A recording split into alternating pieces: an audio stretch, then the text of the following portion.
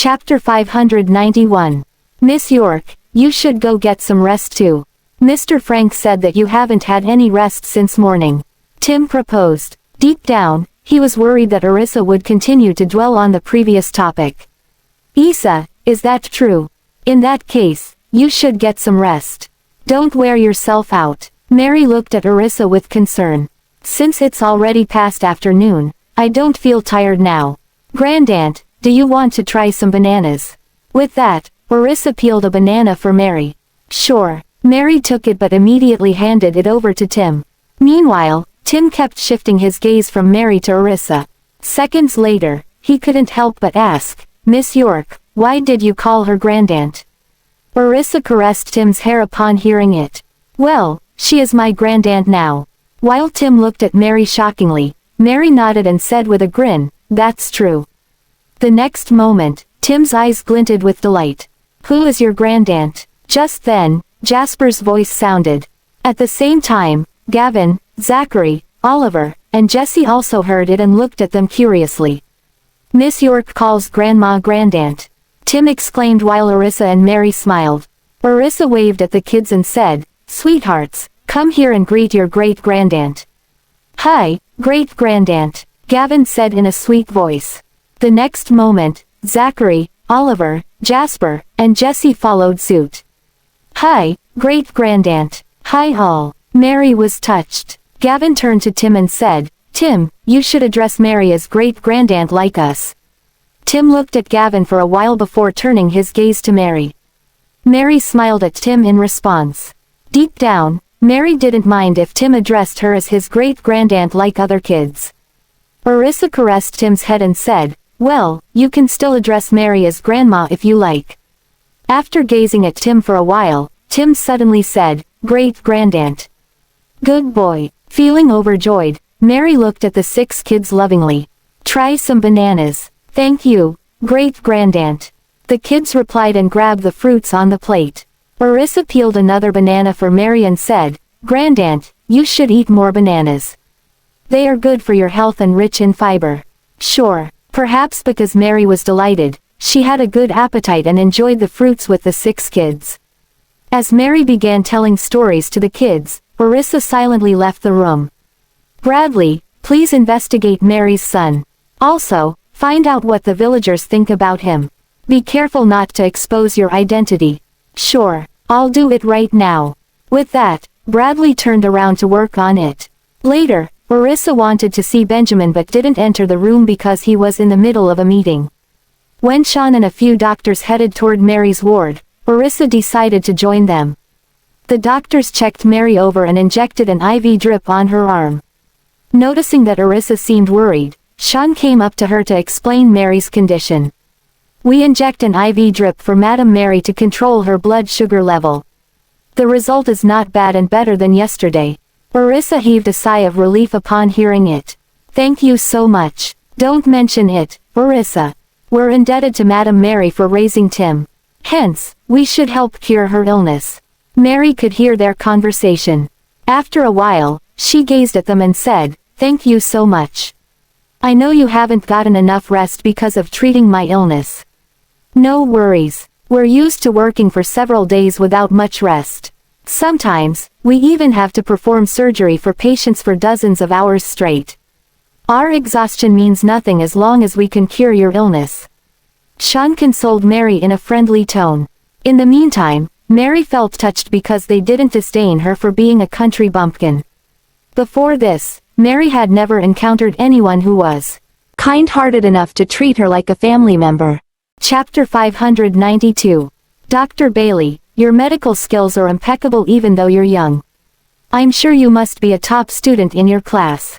Sean beamed with delight upon hearing Mary's compliment. Madam Mary, I'm not that young anymore, for I'm almost 30. Oh, I thought you were in your early 20s and have just graduated. Mary looked at Sean with surprise, for she couldn't tell he was almost 30. Meanwhile, Sean was overjoyed after receiving Mary's compliment. Just as Kingsley came in, Sean said smugly, Madam Mary has said I'm in my early 20s and have just graduated. As his lips twitched, Kingsley said to Mary, Madam Mary, don't be fooled by his look. He's already 30 this year and will be 31 after celebrating his birthday. With a smile, Mary said, "Is that so? I can hardly believe it. Besides, all of you look young." Kingsley couldn't help but feel joyful. "Am I young too?" Mary nodded without hesitation. "Definitely. You're as young as Mr. Graham." Kingsley grinned and asked, "Madam Mary, do you know how old Benjamin is?" Shaking her head, Mary said, "Isn't he roughly the same age as you?" "You're right. Benjamin is 32 years old and 2 years older than us." Immediately, Arissa turned to Kingsley in disbelief. "Is Benjamin really 32 years old?" "Daddy is 32 years old." "Mommy, how old are you?" Gavin asked curiously. Arissa responded with a smile, "I'm 26 this year." Instantly, Gavin's mouth widened. "Daddy is 6 years older than Mommy." "He's a little old." Zachary chimed in and nodded. "He's so old." Jasper followed suit. "He will be almost 40 when Mommy is 30 years old." Oliver added in exaggeration while pushing his glasses. Meanwhile, Kingsley and Sean were amused when they heard the kids commenting about Benjamin's age. As Arissa smiled at the kids, Mary casually asked, "Issa, did you have your first baby when you were 20? After giving it some thought, Arissa nodded and replied, "Yes, you're right." Upon hearing it, Kingsley and Sean exchanged glances and thought to themselves. At that time, Benjamin was 27, while Arissa was only 20. My goodness, he was robbing the cradle. The next moment, Benjamin and Sean were even more shocked after looking at the 6 kids. Benjamin is impressive, not only that he has robbed the cradle, but he even has 6 kids. I'm so jealous. Arissa was amused when she noticed the change in their expressions. "What are you thinking of?" Squinting his eyes, Kingsley asked curiously, "Arissa, were you still studying at the university back then?" Arissa nodded. "Yeah, why? It's nothing." Kingsley flashed Arissa a smile but silently teased Benjamin for laying a finger on Arissa when she was so young. Kingsley was interested to know how Benjamin and Arissa got together. However, he bit his tongue. After recalling how Donna schemed against Arissa in the past. Later, Kingsley couldn't help but ask another question with a grin. "Arissa, is Benjamin dating you now?" Feeling slightly curious, Arissa looked at Kingsley for a while and responded, "No." As expected, Kingsley couldn't believe his ears. "He has said that he doesn't like me. In that case, why would he date me?" Arissa explained while pursing her lips. Arissa vividly remembered Benjamin's arrogant face when he warned her against having feelings for her. Kingsley's lips twitched when he heard it. Well, men seldom reveal their inner thoughts.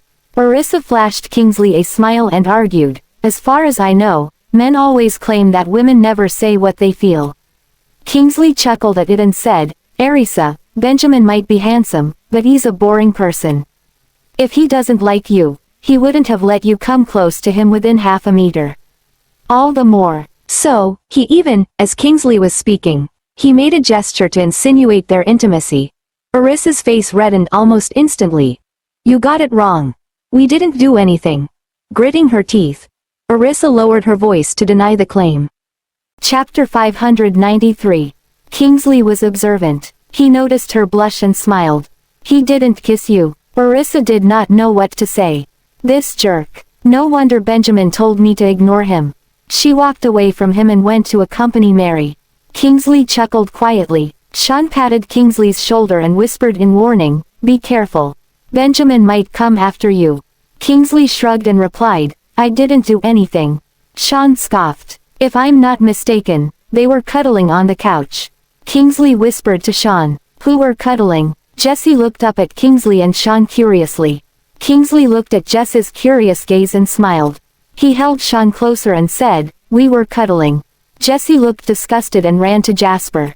"Mr. Watts, I never knew you were someone like that," Jasper said disdainfully. Oliver looked disgusted too. Zachary and Gavin also looked aghast upon hearing Kingsley.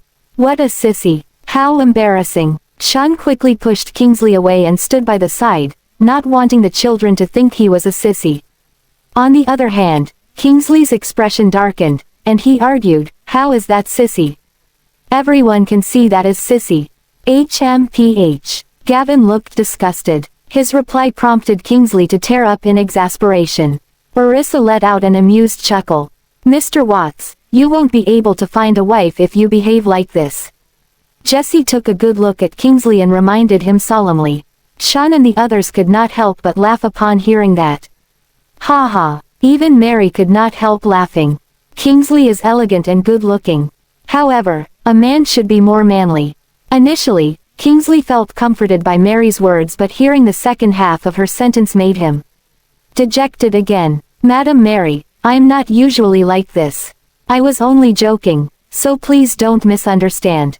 Kingsley explained. Mary chuckled. However, Gavin continued to roast him and said, You are usually like this. Kingsley glared at Gavin. Gavin, you are rude today. How can you say that? Am I usually like that? Yes, you are extremely sissy compared to Daddy. Gavin replied. Ha ha. Arissa did not stop herself from laughing. Kingsley flushed with fury. Your father is a poker-faced iceberg. Don't you know that is abnormal? Suddenly, the air turned tense and shrouded with a sense of threat.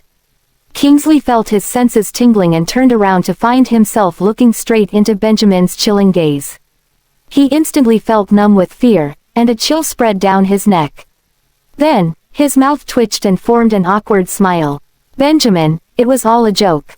I wasn't criticizing you. Benjamin glared at him coldly and turned to Sean. Can you prescribe some medicine to keep him from rambling like a lunatic? I'll prescribe some for him soon. Sean answered. Kingsley's expression darkened. However, he did not say anything when he saw Benjamin's stern gaze. I'm not sick. Why should I take medicine? Meanwhile, Arissa watched their interactions and found them funny. Arissa, come here. Benjamin called Arissa over. Arissa looked at Benjamin in confusion and went to him. Benjamin glanced at his watch and said, I will go out for a while. You are to stay here and not go anywhere. Arissa looked at him strangely. You should go ahead and deal with your matter. I will stay here to accompany Grandaunt. Benjamin's gaze flickered, and he frowned. Grandaunt. Arissa smiled and explained that she accepted Mary as family and decided to call her Grandaunt. Benjamin understood and nodded. Don't go anywhere. Arissa pursed her lips. Okay, I understand. Benjamin took another glance at her before leaving with Ethan. Arissa was curious about where they were going. Meanwhile, Kingsley saw that Benjamin was leaving and caught up with him. Benjamin, where are you going? Benjamin glared at him. Are you free? Kingsley blinked bewilderedly. I'm all right. Benjamin glanced at Ethan, and Ethan immediately pulled Kingsley aside. Mr. Watts, we are in the midst of an urgent matter. So stop fooling around. Otherwise, you give us no choice but to send you to the desert area to pioneer a business, Ethan said. Chapter 594. Kingsley looked at Ethan curiously. What is it? Does Benjamin has something going on here? Ethan patted his shoulder. Don't ask. I can't tell you. Why so mysterious? Then, Ethan saw Benjamin entering an elevator and rushed to him. Kingsley smiled as he met Benjamin's warning gaze and waved goodbye. Seeing him, Benjamin pursed his lips and looked away. Then, he instructed Ethan, get a bodyguard to watch him. Yes, sir. Ethan chuckled. Kingsley was a busybody, so Ethan was sure that he would follow them in secret. After that, Benjamin came to the hospital's ground floor and noticed the suspicious Regan from the corner of an eye. He narrowed his eyes and instructed Ethan, assign Kingsley this task. Yes, sir, Ethan answered. He also noticed Regan and quickly called Kingsley on the phone. Meanwhile, Kingsley was being watched by two of Benjamin's bodyguards when he received Ethan's phone call. After answering it, he said excitedly, Listen, your boss asked me to watch someone. The two bodyguards followed him. Benjamin felt at ease that Kingsley was following Regan. Then, Benjamin and Ethan went to Rudisii village. They did not meet Raphael but went to see the superintendent. The superintendent knew who Benjamin was, so he quickly invited Benjamin into the office and served him tea. After half an hour, Benjamin and Ethan left and rushed to North Stream.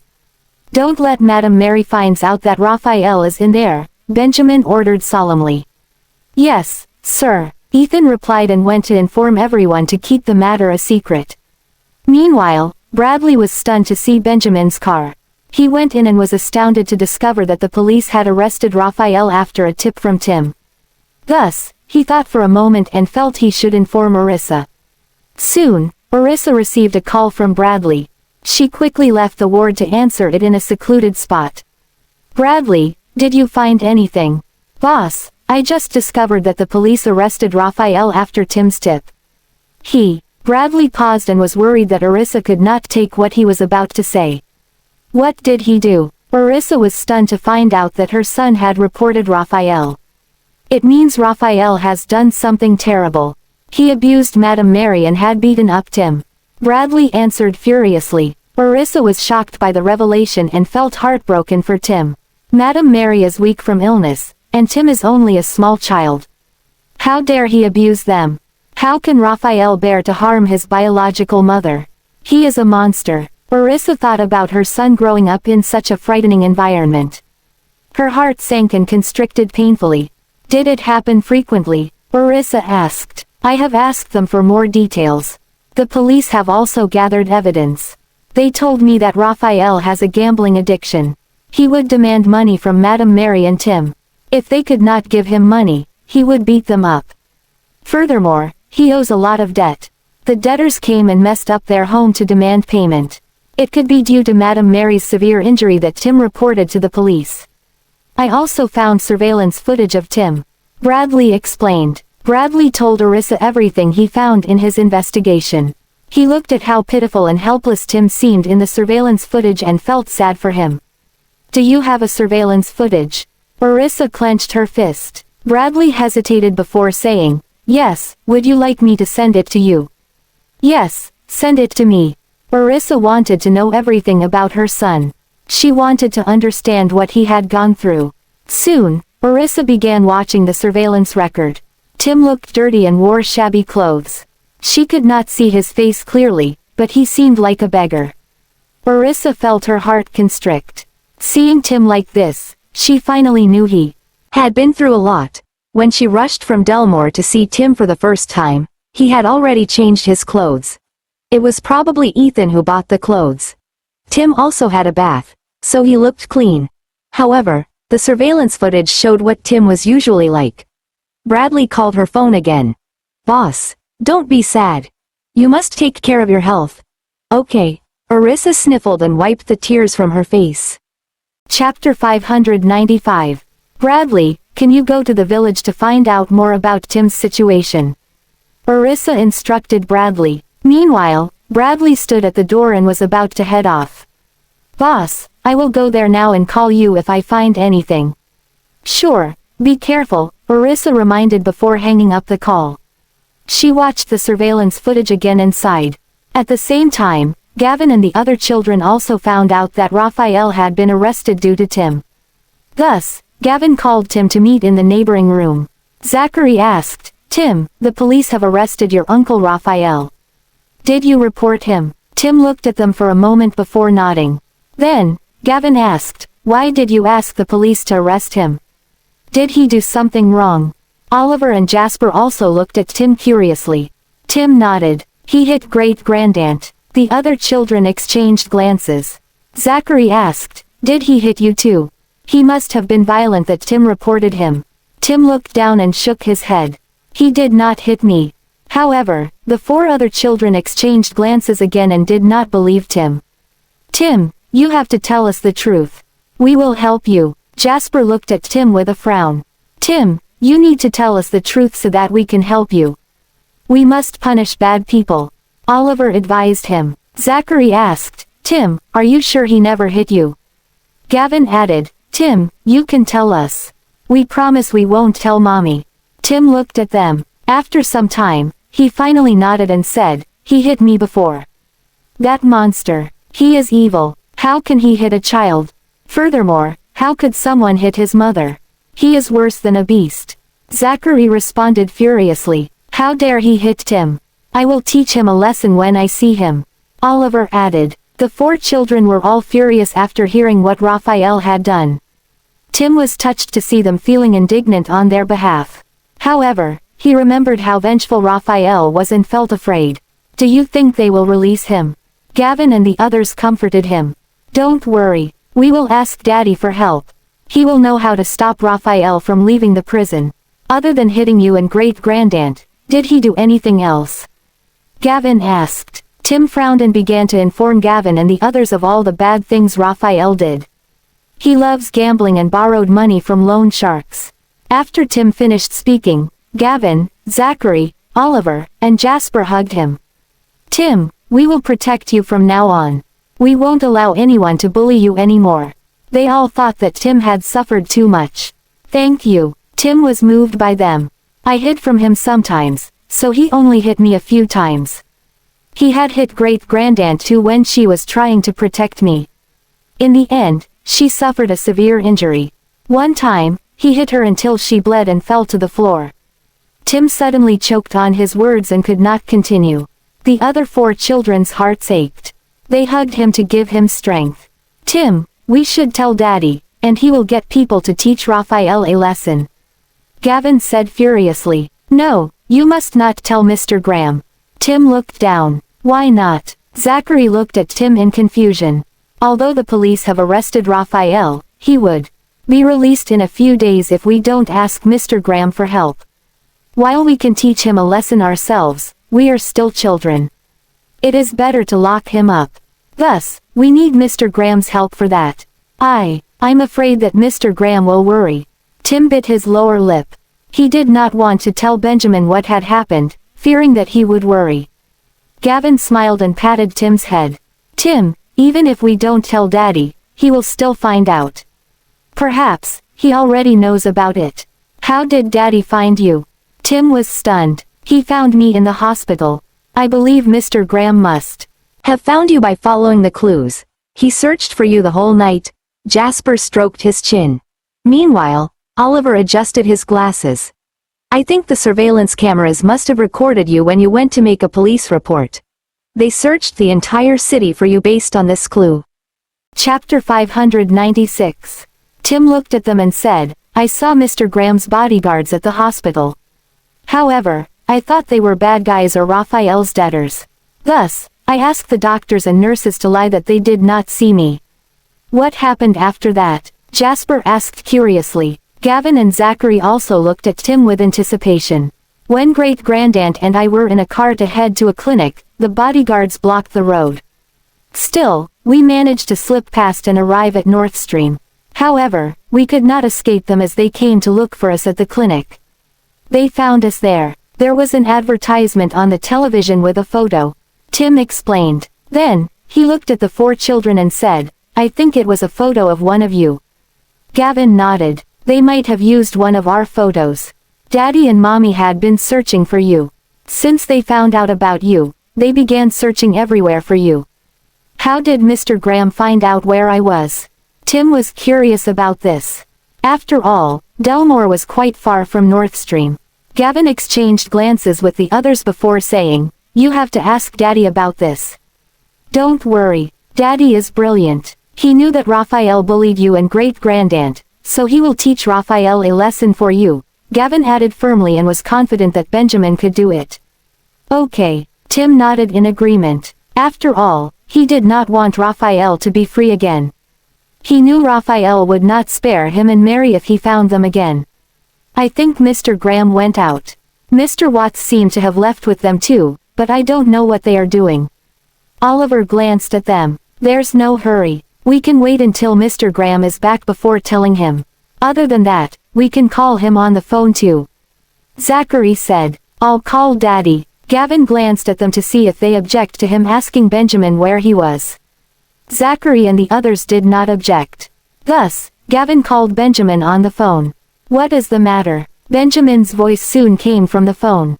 The children exchanged glances. Gavin sounded solemn. Where are you? We would like to talk to you about something. I'll be back soon. What is it? You can tell me now. Benjamin thought it was something urgent and gave his son permission to speak. It's okay. I will tell you once you're back. Gavin replied and hung up. Benjamin frowned when he heard a beeping noise from the other end. This brat. Ethan glanced at him. Mr. Graham, I think Gavin misses you. Benjamin snorted and glanced back at Ethan. Did he behave like this because he misses me? Ethan had a strong desire to live, so he nodded fervently. Yes, Gavin was too shy to admit it, so he called you with the excuse of wanting to tell you something. Why am I not aware of that? Benjamin scoffed. Previously, Gavin would not speak when he called or would straightaway tell him to come home. He would never find an excuse. Furthermore, he is now with his mother. There is also Zachary and the other children. Thus, he would not miss me. Benjamin grumbled quietly in his mind. Arissa returned to Mary's room and saw only Jesse there. His 5 brothers were missing. Jesse, where are your brothers? They are probably next door. Then, Jesse rushed to her and said, Mommy, I will check on them for you. Arissa smiled and patted Jess's head. Then, Jesse ran out of the room. He came back in a while and said, Mommy, Gavin and the others are all there. What are they doing there? Arissa was curious. Jesse scratched his head and answered adorably, I think they are calling Mr. Graham. Arissa was stunned upon hearing Jess's answer. Could they be missing Benjamin? She was curious and decided to check on them. After all, they did not seem to care about Benjamin when he was around. It felt far-fetched that they missed him. It might be believable if Gavin missed Benjamin, but that did not seem possible for the other 4 children. The children had finished the call when Arissa came to the room. They sounded guilty when they saw her. Mommy. Arissa noticed the children exchanging glances. Why do you all look guilty? The 5 children immediately shook their heads. Chapter 597. Mommy, don't overthink and make wild guesses. Zachary refuted loudly. Arissa could not resist chuckling as she gazed at them. Next, she approached Tim and wrapped her arms around him affectionately. The latter remained still in her arms and could not fathom why she suddenly embraced him again. Catching sight of the sorrow on Arissa's face, Gavin and the others could not help but feel down in the dumps. Did Mommy find out what happened? Ah, it seems Mr. Hinton is not around too. At the thought, Zachary was momentarily stunned before scrutinizing Arissa discreetly. Tamping down the surging distress from within her, Arissa kissed the boy in her arms and cast a look in the direction of the other kids. Go over to accompany great-grandaunt first, okay. I need to have a chat with Tim for a while. Gavin, Zachary, Oliver and Jasper seemed to sense something amiss. Nevertheless, they only nodded obediently. Okay. After the foursome stepped out, Arissa embraced Tim again. Her heart wrenched at what he had gone through. Sensing the change in her emotion, Tim lifted his hand to pat her back. Miss York, what's wrong? Arissa tightened her arms around her son and kissed him again before letting go of him. Tim, how did great-grandaunt's son treat you all the while? Arissa cut the crap. Tim's eyes widened in astonishment. He could sense something was bothering her. Casting his head down, he mumbled, Miss York, did great-grandaunt tell you anything? Arissa looked at him for a while and stroked his head gently. No, she didn't say anything. Thus, I hope you can pour out everything to me. She coaxed him. Tim bit his lip and stole a glance at her without uttering any words. But why did she suddenly ask about that jerk? Could it be she has discovered anything? Miss York, he loves gambling.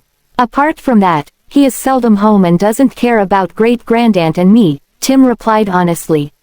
Nonetheless, he chose to keep mum from her. Raphael had been beating them up. Even so, Arissa stroked his head gently and cut to the chase. He always beat you and great-grandaunt, didn't he?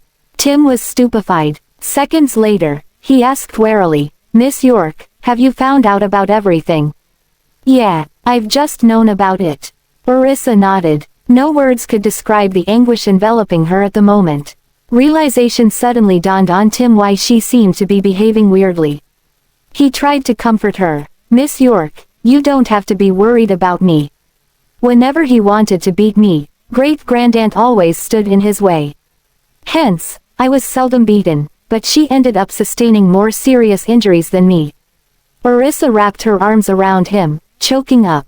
Sweetheart, I'm sorry. It's my fault. I couldn't protect you during those moments. I never blame you, Tim emphasized as he gripped the hem of her top. Tears started to well up in his eyes.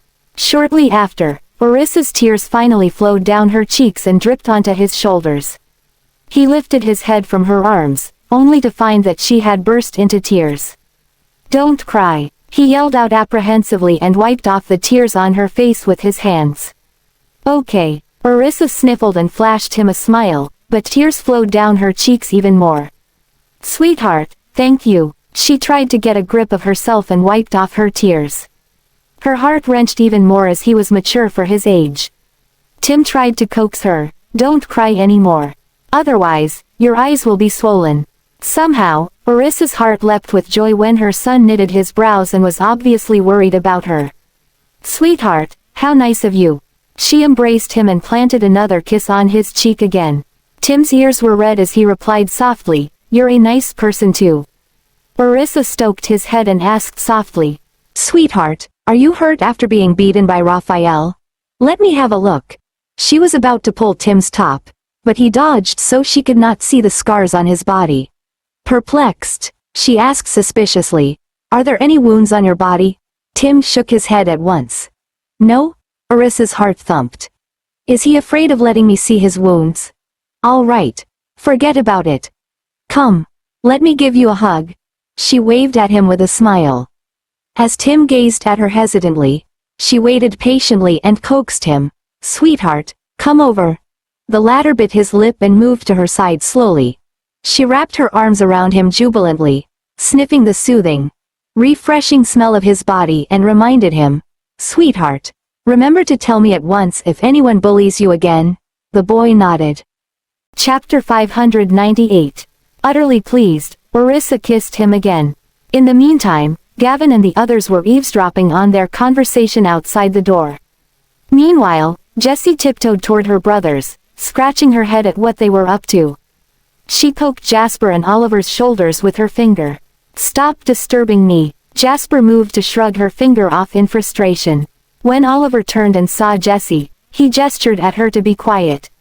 What are you doing? She lowered her voice and pressed her ears onto the door inquisitively. Mommy is having a chat with Tim inside. Zachary explained to her before letting out a sigh. Our instinct is proven right. Mommy knows everything. Mr. Hinton must have investigated the matter for her. How did Mommy manage to find out? Did she investigate it? Gavin walked aside, his forehead creased into a frown. Zachary threw a glance at him and responded resignedly, Mr. Hinton helped her dig into the matter. Right that instant, the door opened abruptly. Arissa emerged with Tim in her arms and was astounded when the other 5 kids came into sight. She scanned them and questioned, Are you guys eavesdropping on our conversation? The others' hearts skipped a beat. Jasper explained earnestly, Mommy, we're worried stiff about you and Tim. Arissa let out a chuckle and bent down to put Tim down. How much have you heard? Jessie retorted, Mommy, I didn't hear anything as I've just come over. Great-grandaunt is asleep. Arissa did not doubt her words. Gavin asked, Mommy, how did you find out Tim was beaten? Arissa gazed at them and explained, I had a bad feeling after your great-grandaunt talked about him. That's why I requested Mr. Hinton investigate him.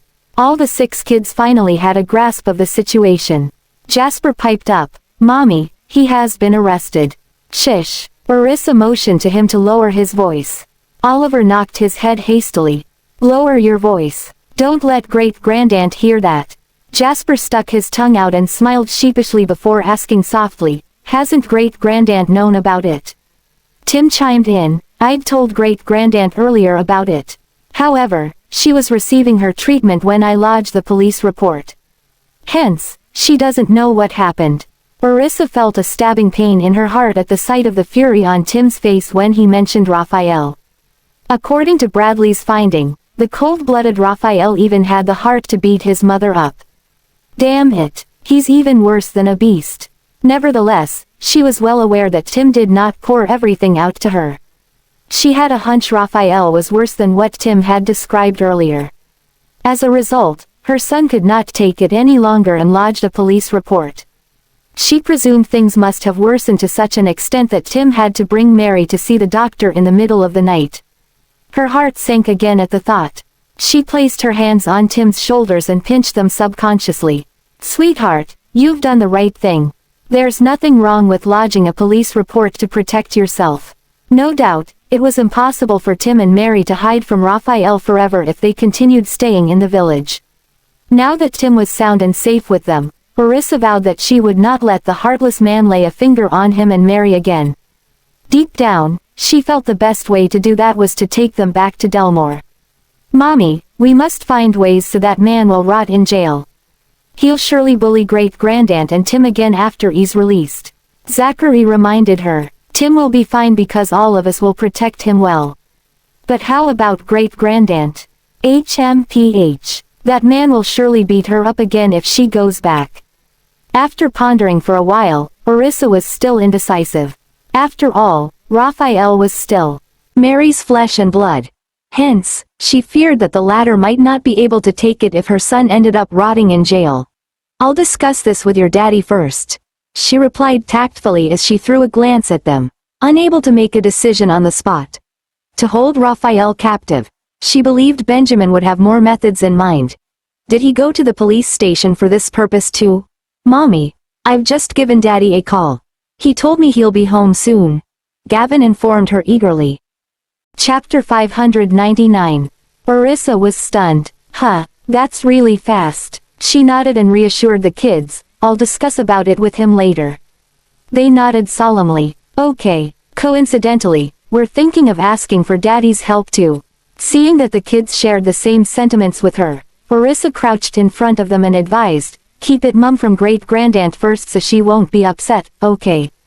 "Okay." All the kids nodded in unison. Arissa stroked their heads lovingly as she sank into contemplation. She had no choice but to keep things under wrap from Mary temporarily. "We'd better find an ideal time before telling her the truth. Now that her condition is still unstable, we mustn't take the risk of triggering her emotion." Moments later, Benjamin was back. He narrowed his eyes when he caught sight of Regan outside the hospital. Paying no heed to the man, he stepped into the building directly, with Ethan trailing behind him. They were both wearing sunglasses, and Regan did not recognize them. Ethan could not help snorting inwardly. HMPH. What a lowly small fry. Kingsley quickened his pace to catch them up. "Ah, Benjamin, you're back. Do I still have to keep an eye on that man?" "Carry on with that." Benjamin only replied briefly before stepping into the elevator. "Where did you go?" Kingsley asked inquisitively. He stopped the door from closing with half of his body inside the elevator. "To the town." Benjamin shot him a glance. Kingsley's curiosity was piqued, and he was about to ask further, but Ethan shoved him out. Mr. Watts, continue to keep an eye on him.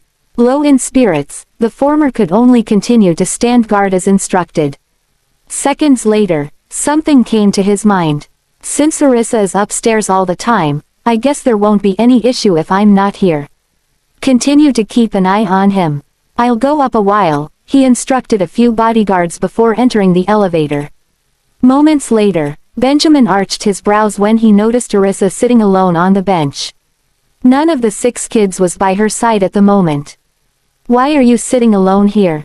he asked right away. Arissa's eyes lit up upon hearing his voice. "Ah, you're back." She got to her feet and kept her eyes glued to his face. Mary was still asleep, and the kids were in the lounge.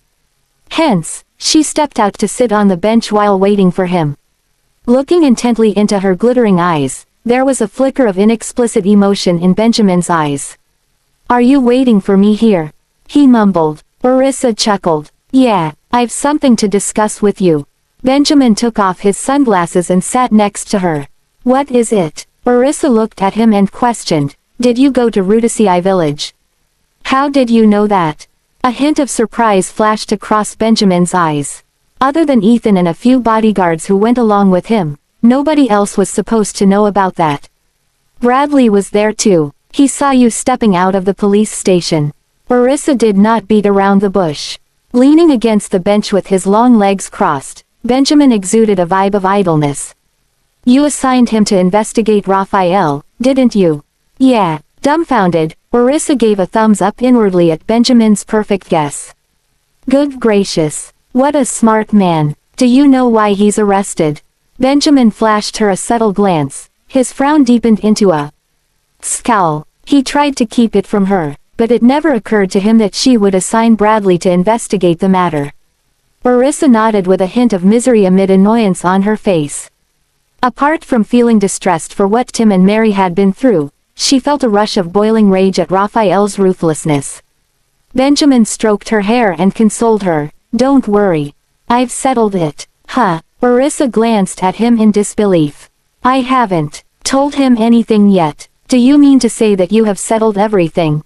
she asked quizzically. Benjamin nodded slightly with a flicker of ferocity on his face.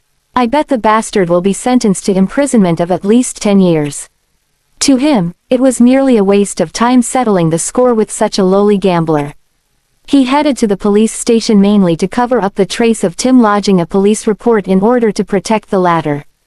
Arissa did not question further as she was convinced that he must have settled everything perfectly.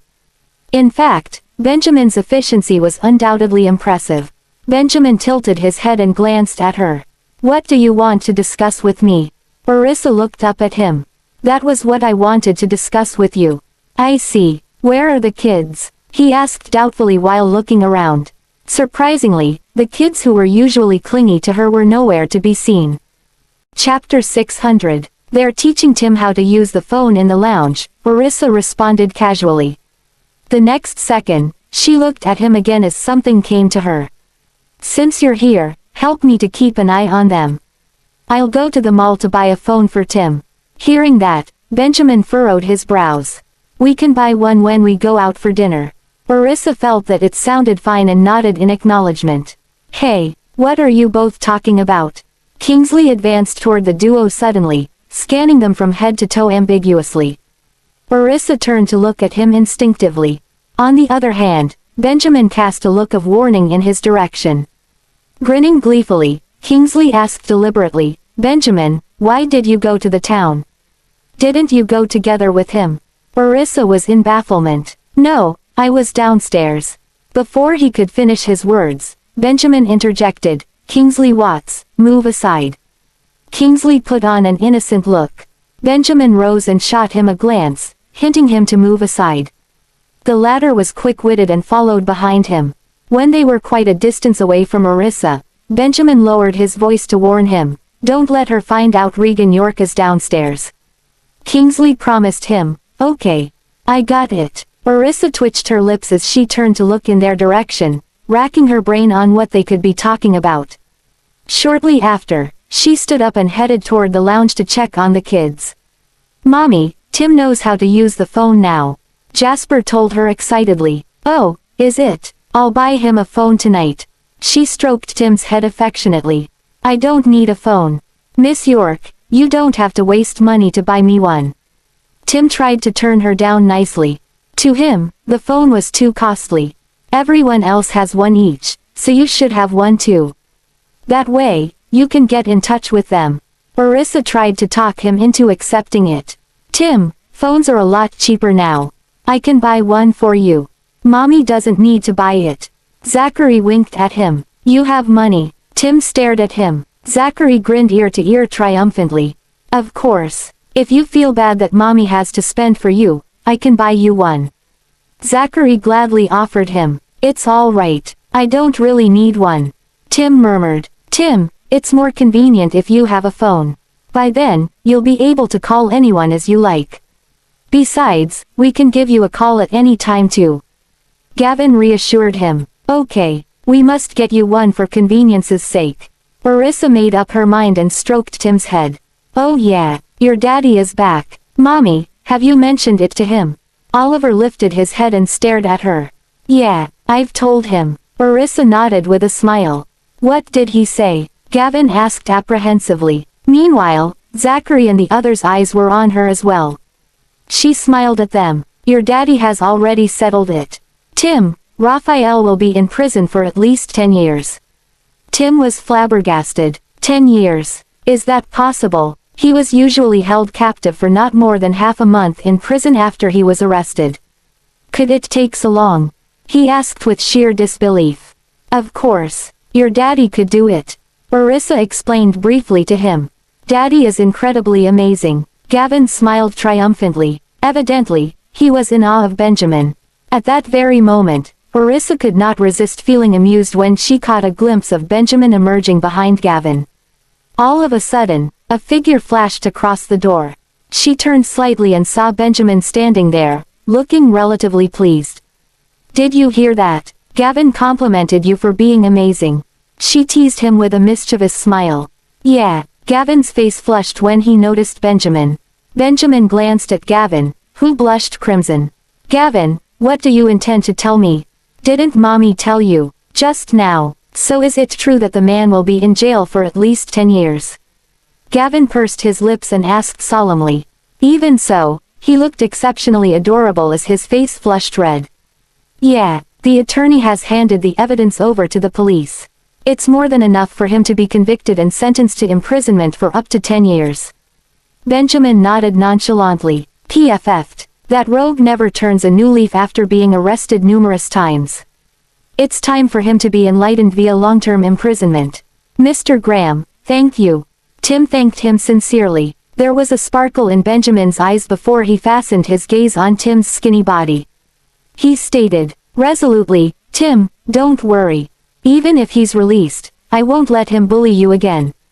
"Mr. Graham, thank you." Tim nodded, utterly thankful to Benjamin. "If not for Daddy, it won't be long before that man is released again." Benjamin stroked his head gently,